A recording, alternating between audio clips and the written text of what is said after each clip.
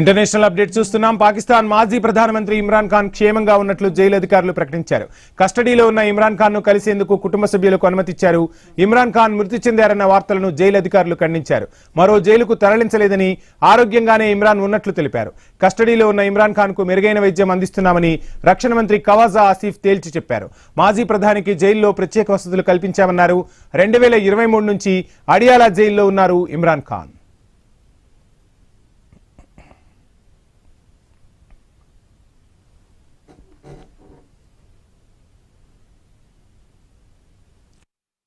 మాజీ ప్రధానమంత్రి ఇమ్రాన్ ఖాన్ క్షేమంగా ఉన్నట్లు జైలు అధికారులు ప్రకటించారు.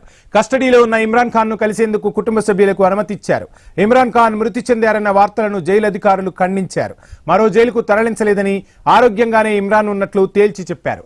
కస్టడీలో ఉన్న ఇమ్రాన్ ఖాన్ కు మెరుగైన వైద్యం అందిస్తున్నామని రక్షణ మంత్రి ఖవాజా ఆసిఫ్ చెప్పారు. మాజీ ప్రధానికి జైల్లో ప్రత్యేక వసతులు కల్పించామన్నారు. 2023 నుంచి